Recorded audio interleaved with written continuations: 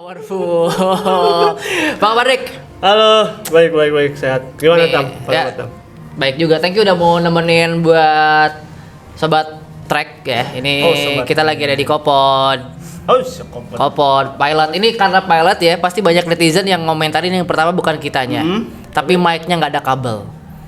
Oh iya ya? Iya, pasti kalau netizen mah iseng, wah komen, apalagi netizen stunting ya kayak itu apaan tuh, masa mic gak ada kabel? Bener. Cuy, biar kelihatan kayak podcast kita pakai mic, tetap aja sebetulnya rekamannya pakai Saramonic kita nih. Lebih mahal. Lebih mahal cuy ya. Hari gini. Lagi sibuk apa Pak Diki sekarang sebetulnya? Sekarang saya ini sibuk menjalani hidup dengan normal aja. Apa aja normal tuh kayak gimana? Berkomedi. Komedi. Jadi karena hidupku penuh dengan komedi. Jadi buat sobat track yang belum tahu, Diki Powerful ini adalah teman lama saya. Dia hampir satu angkatan walaupun beda beberapa bulan.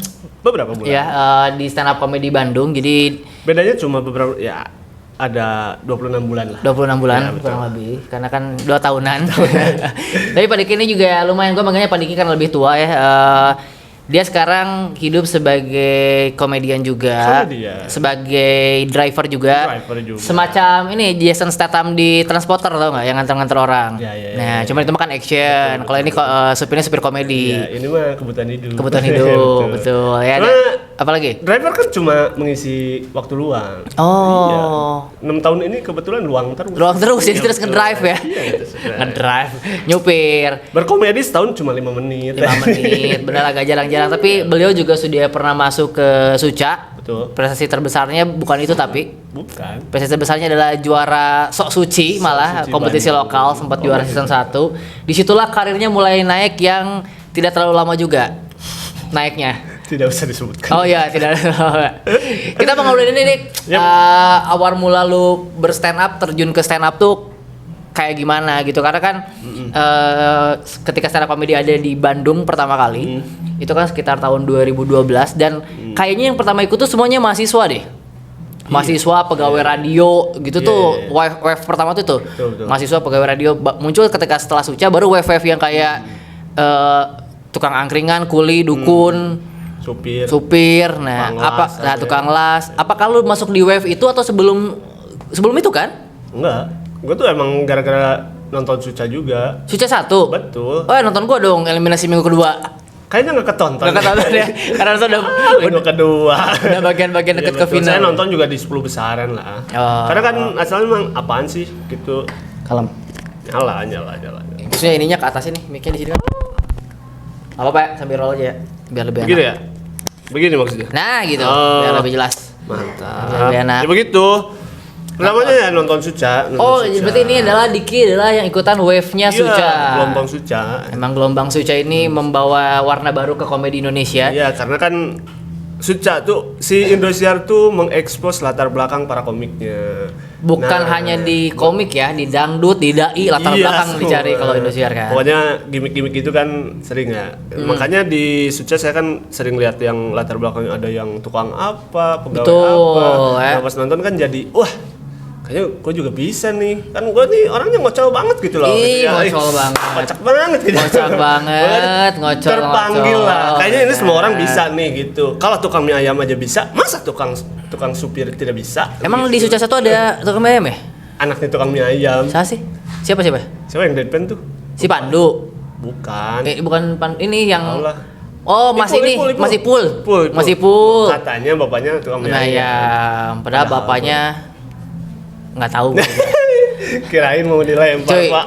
ini nanti ITE sekarang bahaya, harus lebih santun. Bang Ipul tuh lucu sekali dan termasuk yang membuat saya tertarik ke stand up comedy. Oh, sangat masuk akal sekarang ketika lu lihatnya Bang Ipul sebagai yang narik lu terhadap komedi yang lu bawa, karena awal mula lu berstand up comedy lu deadpan kan, pakai ya kan, mirip banget. Bang Ipul sama Mas Dodit ya. Mirip kayak gitu ya, cuman bedanya lu nggak bawa biola ya. Iya. Waktu itu bawa gong kalau nggak salah. Gamelan ya? Gamelan. Seru, tapi berarti pertama kali tahu stand up di Indosiar. Sebelum itu belum tahu sama sekali.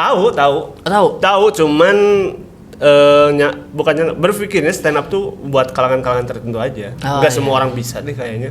Kan melihat-lihat si stand up tuh ya orang-orangnya kayak yang disebutkan Tama tadi, mahasiswa. Ya orang-orang yang IQ tinggi lah. Cuy, nih ya, buat sobat trek yang nggak tahu stand up Indo Bandung tuh ya, pertama kali berdiri itu adalah semuanya penyiar, semuanya anak kampus, kampusnya pun bukan kampus sembarangan, pasti ITB, Unpar, Marnat, Unpad, udah pasti kampus terbesar semua. STI mah nggak ada, stip gitu nggak ada. Itu semuanya anak-anak itu ITB banyak anak S2 dulu.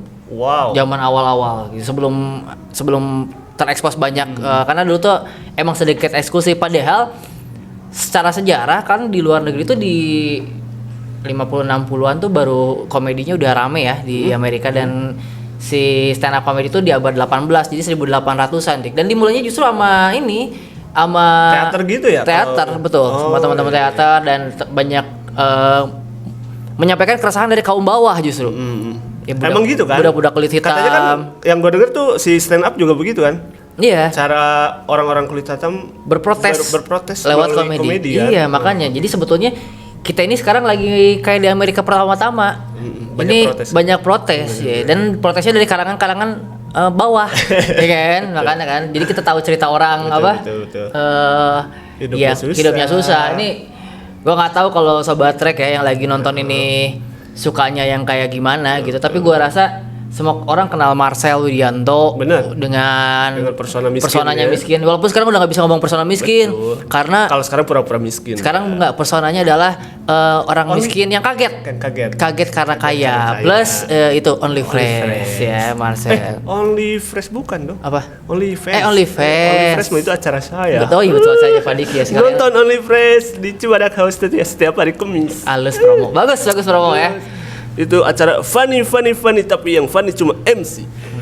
Dan saya kalau naik. Enggak, semua komik-komik lucu ya. Nah, sekarang setelah berapa tahun total? Stand up? Ya. 2016, 6 tahunan lah. Sudah 6 tahun. Udah dapat apa aja? Udah dapat mental illness. Udah dapat apa ya? Perkembangan mungkin dalam segi berbicara kan berubah banget. Betul, itu yang paling signifikan di situ. Ya, jadi paling cara ngomong gitu. Ya. Ini sobat trek nggak tahu pasti Pak Diki tuh pasti nggak tahu lah Diki siapa ya. Pak Diki tuh dulu tuh selalu pakai stand mic, ngomongnya juga nggak kayak gini. Ngobrol begini tidak berani. Sekarang udah punya podcast sama anaknya. Betul. Di Spotify Keluarga Bahagia. Keluarga Bahagia. Bahasa Sunda. Oh. Orang Sunda kan bahagia tuh bahagia. Oh iya, Keluarga Bahagia ya. Jadi boleh didengerin juga ya. Betul. Berkomedi juga bersama anak. Apa? Berkomedi juga bersama anak. Komedi? Dia sama anaknya berkomedikah atau enggak di podcast itu? Itu sebetulnya obrolan keluarga ya. Ya.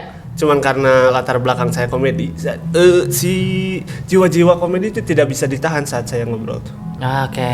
Ya ada aja lah gitu yang dibikin lucu. Ya. Kadang-kadang anak saya juga ngelucu juga. Aduh. Kadang-kadang. Siapa tahu kan berbakat. Betul. Tapi kalau di Indonesia sendiri sebetulnya stand up itu boomnya di 2011-an. Iya. Berarti setelah 5 tahun ada baru Pak Diki bergabung ya. 2011 tuh itu pun gara-gara kayak stand up night 1 gitu dibikin sama Radit dan founder, disebutnya kan founder ya. Founder. Sama Kang Isman dari Bandung, sama Panji, Radit, Rian Adriandi. Satu lagi siapa ya, gue lupa. Pokoknya berlima kan. Ya. Maaf ya tidak tersebut, saya lupa. Isman. Ernest ya. Isman, Ernest, Panji, Radit dan Rian Adriandi. Nah, mereka kan disebutnya founder. Itu tuh sebetulnya kalau ngomongin ini juga mereka banyak orang yang tahu bahwa boomingnya 2011 dan lewat stand up night 1 itu. Tapi sebetulnya sebelum stand up night 1 justru duluan Suci 1. Oh. Jadi Suci 1 tuh ada dulu. Nah, tapi Suci 1 tuh kan undangan bukan audisi. Jadi orang-orang yang undangan itu mau latihan. Nah, Ernest memperkasai latihannya sambil bawa handycam, direkam, naik di YouTube. Boom. Nah, 2011 saya masuk 2012. Jadi emang lumayan panjang sejarahnya sekarang di Indonesia, berarti sudah hampir 11 tahun. 11 tahun. Ya kan? Udah 11 tahun dan emang sekarang banyak yang ikut juga termasuk Pak Diki salah satunya. Yang paling berkesan yang pernah dilalui di stand up Pak Diki? Stand up. Panggung paling berkesan. Panggung paling berkesan ya di kompetisi nasional lah. di Suca itu? Iya, Suca. Iya, berkesannya karena saya berhasil menaikkan keluarga inti saya ke televisi. Oh, ada Didatengin gimmick. Untung gimmicknya di minggu-minggu awal ya. Awal. Kalau gimmicknya nunggu final Emang direncana kayaknya direncana gini. Ini kita bawa dulu keluarganya, habis keluarganya datang minggu depan kita pulangin aja bareng gitu. Oh gitu ya? Oh iya. Berarti tapi lumayan, berarti 3 minggu. 3. Saya kan cuma 2, Pak. Oh, berarti jago saya. Iya. Tapi kalau ngomongin bukan jago. bukan. Coba kan waktu Pak Diki berapa peserta? 40. Tuh, saya kan cuma 24. Oh, berarti secara posisi sama. Kita 24 besar ya. Iya. 24 besar. Saya 20 besar. Oh, 20. Alhamdulillah. Aduh, saya kurang, lebih tinggi. Tapi tidak ada yang bisa dibanggakan dari keduanya karena juga tidak angkat ya si Suca ini ke kita berdua ya. Cuma itu kan pengalaman berharga aja. Iya, betul. Emang menyenangkan. Jam berapa ini? Oh. Jam kotrek. Kalau kotrek ini kata ada salah satu teman saya stand up comedian, dia bilang jam kotrek ini bagus banget. Bukan karena genuine letter yang dipakainya, tapi karena ada detiknya. Astagfirullah. Ada detiknya. Nanti dia harus kesini dong. Nanti kita undang juga di kotrek. Panjam ayat detikan KBG. Semua jam juga ada detiknya. Betul. Dan ini sebetulnya untuk teman-teman sobat trek yang lagi nonton ya, ini kenapa misalnya gue sebagai host ngambil teman-teman stand up comedian karena emang kita di season pertama ini pengen ngenalin dari skena komedi. Betul. Dan kenapa yang diundang adalah teman-teman yang muncul di 5 episode awal ini, Diki dan teman-teman, itu sebetulnya karena Kamal Ocon sakit.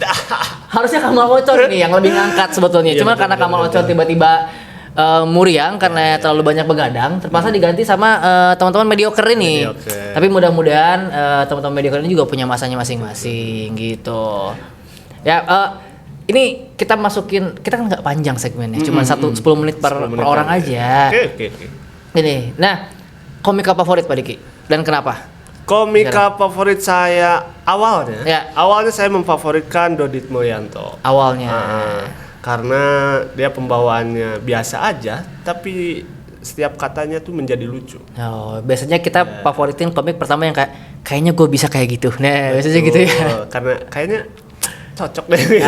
Iya. Kayak paling mudah gitu diikutin. Betul. Ternyata tapi pada prakteknya ternyata itu susah juga. Ya, nggak ada yang mudah lah di komedi. Mau komedi konvensional, mau komedi tradisional, mau komedi stand up, semuanya punya tingkat kesulitan masing-masing. Grup juga susah kan? Iya. Iya kan. Semua susah. Dodit awalnya. Sekarang tuh kayak lebih apa ya? Kayaknya hampir semua suka, tapi sekarang tuh nggak ada yang saya tuh suka ini gitu, enggak. Semua suka. Nggak ada yang favorit nggak ada. Oh, nggak ada justru. Nggak ada. Oke, tapi ngikutin, masih nonton. Ngikutin, semua komik saya tonton, tapi nggak ada yang kayaknya ini gue banget nih, enggak. Semua bagus gitu. Semua bagus menurut lo ya. Karena emang kita tahu sulitnya, makanya kita ketika nonton tahu bahwa itu oke, karena susah nulisnya ya. Oke. Sekarang itu kan dari luar. Tadi komik-komik yang lo suka. Sekarang lo nya sendiri ke depan ada project apa di tahun ini yang ingin dicapai? Project yang ingin dicapai tentu adalah special show pertama saya. Oke. Dan itu mungkin rencananya sih tahun ini, tapi karena kayaknya waktunya terlalu mepet. Mungkin di 2023 lah. Oke, jadi 1 tahun persiapan ya buat ini Sobat Trek ya, yang ngikutin Kopod dan suka juga stand up, ini bisa nabung dari sekarang karena tiketnya mahal. Kalau nggak salah berapa juta? Noban lah. Hah? Noban berapa? Tengah artinya Noban. 25.000 dolar tapi. 25.000 dolar. 25.000 dolar. Zimbabwe. Itu lebih murah deh. Ya. Jadi nanti tiketnya juga kemungkinan ada show pertama itu harganya 50 ribuan ya mungkin ya. Atau Ya 100 di ribuan. kisaran 50 sampai di rate 50-100 lah. Nah, sekarang kan paling mahal 100 lah. stand up comedy emang karena sekarang kan lagi harganya juga emang lagi oke dan show-nya seru-seru ya. Betul. Karena kan di Bandung lagi susah konser musik. Ya nonton stand up aja lah. Stand up gampang di Bandung. Masih bisa dilakuin gitu ya. Hiburan kan banyak, jangan musik aja. Betul. Terakhir ini bakal gue tanyain ke semua tamu yang datang karena kan Skotek ini salah satu adventure gear yang terkemuka juga ya. Menurut lo petualangan yang seru tuh yang kayak gimana? Petualangan yang seru tuh yang dinikmati. Yang dinikmati. Lu sendiri yang kayak gimana? Yang suka? Gua tuh petualangannya kalau dulu tuh sukanya tuh emang ngelihat kota lain gitu. Oh. Pengen aja ke kota lain. Cimahi. Jatuh Cimahi oge anjir, Cimahi buat kota yang lain, beda kota. Bikin emosi aja Bapak. Kan beda kota, Cimahi beda kota kan? Gue tuh suka ya seneng datang ke kota-kota kecil. Kayak maksudnya bukan grade-nya lah kecil, nggak kayak Bandung, nggak Second kayak Jakarta. city, Second city ya, oke. begitu. Seneng ya masih seneng ngelihat apa ya kehidupan di sana kayak gimana gitu-gitu, jajanan di sana gimana. Karena kalau misalkan jajan bakso nih, Ya. bakso Bandung sama bakso kampung sana tuh Beda. yang mang-mangnya masih di pikul-pikul kayak gitu. Si mangnya dipikul. Iya, baksonya ngebulut. Kan mangnya masih dipikul. Kudu komedi wae. Enggak kan gaya bahasa. Gaya. Tapi seru makasih Pak Diki udah mampir ke Kopod. Ya ini kan kita baru mulai lagi sebetulnya. Buat yang baru nonton ya atau lihat cuplikannya di IG-nya si Kota Ketawa, karena Pak Diki juga bagian dari Kota Ketawa. Sekarang proyeknya di Kota Ketawa ngapain aja? Saya tuh di sana ya selain sebagai talent, ya saya juga bantu-bantu lah. Oh, sebagai Bantu-bantu pengembangan talent lain ya. Pengembangan talent lain. Jadi bapaknya anak-anak talent Kota Ketawa ini, gue ngundang semua talent Kota Ketawa sama talent-talent stand up karena ya gue di Kota Ketawa juga karena mereka yang paling gampang untuk dihubungi tanpa harus dibayar ya. Betul. Gitu. Kalau Kamal Ocon juga nggak apa-apa nggak dibayar tapi kan gampang muriang jadi agak harus cari waktunya. Ya namanya juga kita coba dulu 5, kalau kalian seru ada bintang tamu lain tungguin aja ya buat Sobat Trek, karena gue nggak bakal ngundang stand up comedian doang, nanti gue bakal ngundang juga cewek-cewek adventurer, ya ada juga nanti orang-orang yang suka ngedaki gunung, mungkin ketika ada rezekinya gue bakal ngundang juga kuncen-kuncen di tiap gunung buat gue ajak ngobrol, yang pasti kita bakal seru-seruan bareng di Kopod ya. Tapi episode ini segini dulu aja biar penasaran. Thank you Pak Diki. Apa-apa? Ada yang mau disampaikan terakhir? Boleh, gas. Iya. Untuk berpetualang, Ya. selain harus dinikmati, Betul? kita tuh jangan sampai lupa waktu. Oh benar. Makanya jam kof. Oh benar. Pakai jam kotrek. Pakai jam Oke, kotrek. maksudnya mau adlibs ke jam. Enggak, sholat. Oh betul. Jangan lupa waktu sholat. Betul, bagus. Kalau udah pakai sarung ya. Udah pakai sarung. Terima kasih Pak Diki udah mampir ke studio kita. Siap. Jangan bosan ya. Nanti Siap. kalau ada episode kita ngebahas tentang perdriveran gue undang lagi. Mantap. Thank you. Sobat Kotek, jangan lupa di subscribe, di like, di komen, di share juga di semua media sosial lo.